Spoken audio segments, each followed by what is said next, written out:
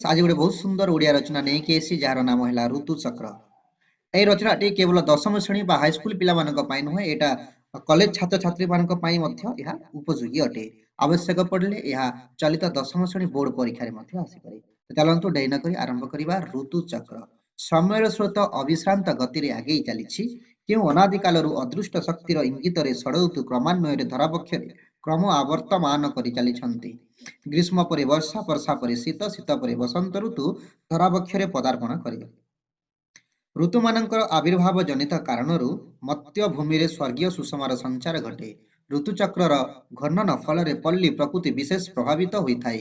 ପଲ୍ଲୀ ଭୂଇଁର ସବୁଜ ବନ ଉପବନ, ଦୁର୍ବାଦଲମୟ ପଲ୍ଲୀ ପ୍ରାନ୍ତର, ସୁଶ୍ୟାମଳ ଶସ୍ୟକ୍ଷେତ୍ର, ଶାନ୍ତି ଶୀତଳ ପ୍ରଭାତ, କୋଲାହଲପୂର୍ଣ୍ଣ ପ୍ରଦୋଷ, ଅନ୍ଧକାରମୟ ନିଶବ୍ଦ ରାତ୍ରି ବିଭିନ୍ନ ଋତୁରେ ବିଭିନ୍ନ ଭାବରେ ପ୍ରତୀତ ହୋଇଥାଏ।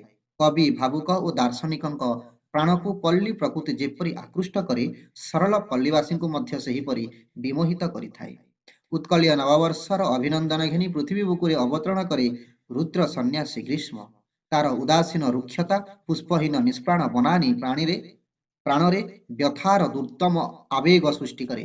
ମଧ୍ୟାହ୍ନ ନିର୍ଜନ ପ୍ରହରରେ ଝିଙ୍କାରୀ କଣ୍ଠର ସକରୁଣ ନାଦ ସତେଅବା ପଲ୍ଲୀର ଅନ୍ତର୍ବେଦନାକୁ ପ୍ରକାଶ କରେ। ତଥାପି ଏହି କାଳବୈଶାଖୀର ପ୍ରଚଣ୍ଡତା ମଧ୍ୟରେ ଆକାଶ ବକ୍ଷରେ ଚାଲିଥାଏ ମେଦୁର ମେଘମାଳର ସୃଷ୍ଟି। ପକ୍ୱ ଫଳ ଭାରାନତ ଅମ୍ର କୁଞ୍ଜମାନଙ୍କରେ ପଲ୍ଲୀ ଶିଶୁ ଦଳଲୀଳା ରଚନା କରେ। ହେନା, ମଲ୍ଲିକା ଇତ୍ୟାଦି ପୁଷ୍ପର ମଧୁ ସୌରଭରେ ନିଶିଥିନର ଅନ୍ତିମ ପ୍ରହର ଆମୋଦିତ ହୁଏ ଏବଂ ତାହାରି ମଧ୍ୟରେ ତାପକ୍ଲିଷ୍ଟ ବ୍ୟଥାତୁରା ଧରଣୀ ଆଶ୍ୱାସନା ଲାଭ କରେ। ଜଲଦ ଗମ୍ଭୀର ନାଦ ମଧ୍ୟରେ ଦିଗାଙ୍ଗନାର ଘନକୃଷ୍ଣ ଅଞ୍ଚଳ ଉହାଡ଼ୁ ବର୍ଷା ଋତୁ ଆତ୍ମପ୍ରକାଶ କରେ। ଧରା ବର୍ଷଣର ଶାନ୍ତ ସଲିଳ ପ୍ରବାହରେ ଜଗତର ସବୁ ବ୍ୟଥା, ସବୁ କ୍ଲେଶ ଦୂର ହୋଇ ମୁକ ପ୍ରକୃତି କଣ୍ଠ ମୁଖରିତ ହୁଏ।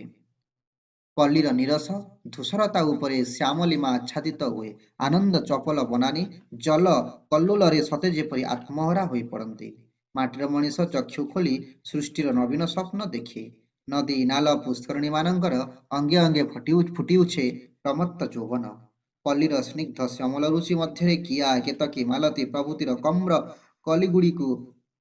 କଲିଗୁଡ଼ିକ ବିକଶିତ ହୁଅନ୍ତି। ଗନ୍ଧ ବିହ୍ୱଳ ଆମୋଦମତ୍ତ ମନ୍ଦବାୟୁ ପ୍ରାଣରେ ଅସୀମ ଶାନ୍ତି ପରିବେଷଣ କରେ। ପଲ୍ଲୀ ଉପାନ୍ତର ଶ୍ୟାମଳ ତୃଣ ଶଯ୍ୟା ଉପରେ ରକ୍ତବର୍ଣ୍ଣ ସାଧବ ବୋହୂମାନଙ୍କର ଏକତ୍ର ସମ୍ମୋଳନର ଦୃଶ୍ୟ ଏକାନ୍ତ ଉପଭୋଗ୍ୟ।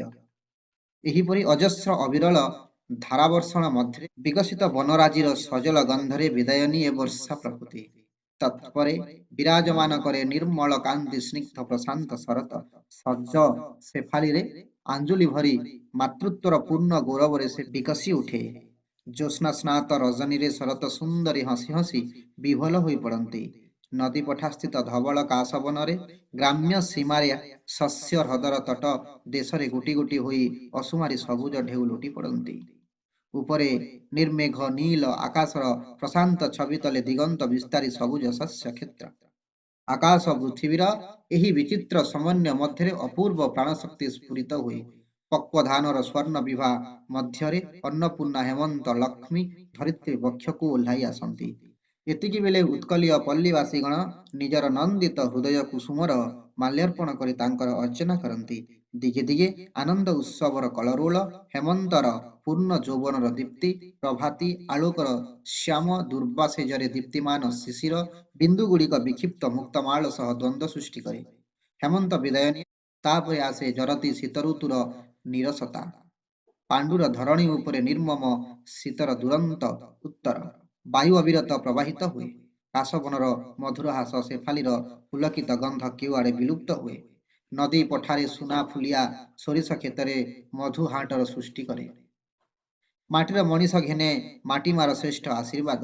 ପଲ୍ଲୀ ଘରଣୀ ଭକ୍ତି ଭାରାନତ ହୃଦୟରେ ଲକ୍ଷ୍ମୀ ପୂଜା କରି ସହସରେ ଗାଇ ଉଠେ ମଙ୍ଗଳ ଗୀତ। ସମସ୍ତ ଜୀର୍ଣ୍ଣତାର ମୋହବନ୍ଧ ଛିନ୍ନ କରି ଅତୀତରେ ଯେତେ ଆବର୍ଜନା, ଲାଞ୍ଛନା, ଶ୍ରାନ୍ତ ଭ୍ରାନ୍ତି ଇତ୍ୟାଦିର ସମାର୍ଜନା କରି ଶୀତ ଶେଷରେ ଆସେ ଋତୁରାଜ ବସନ୍ତ। ଉତ୍କଳୀୟ ପଲ୍ଲୀ ପ୍ରକୃତିର ରଙ୍ଗ ମହଲରେ ଆସେ ନୂତନ ରଙ୍ଗ। ଜଳ, ସ୍ଥଳ, ଆକାଶ ସବୁଠାରେ ସୌନ୍ଦର୍ଯ୍ୟର ପ୍ରତିଯୋଗିତା, ସର୍ବତ୍ର ନବଜୀବନର ଆଲୋଡ଼ନ। ଗୁଞ୍ଜେ ଗୁଞ୍ଜେ ମଧୁକର ନିକରଙ୍କ ମୃଦୁ ଗଞ୍ଜନ। आमुर बनरू कोकिलर मधुश्रावी कंठर पंचम गान जीवनर बहु विस्मृति अतृप्त अपूर्णता को मानस पटरे जाग्रत करे पल्लीर कानन कांतार वृक्षलता सबुठारे नूतन पुष्प नूतन पत्र ओ नवजीवनर माधुर्य निसर्गर एही रूपमाया मध्यरे तन्मय मानव निजर अस्तित्व हराई बसे उत्कलीय प्रकृति सुषमार एक मधुच आलोक सबुज लताकुंज इत्यादिर परिवेश मध्यरे झटकी उठे निसर्ग सुंदरी रूप माधुरी ऋतु पर्यायर पल्लीर कम्र बुकु उपरे चाले षड़ ऋतु रासलीला उदास ग्रीष्म उज्ज्वल लोचना रसमय वर्षा काश हास्यमय प्रशांत शरत हिमस्निग्ध हेमंत शुष्क निरस शीत पुणी लीला चपल ऋतुराज बसंत एक पर एक नाची नाची जाती सबुज ओढ़णी तले पल्लीराणी केतेबेले हुए काम्र कोमल केतेबेले हुए उदार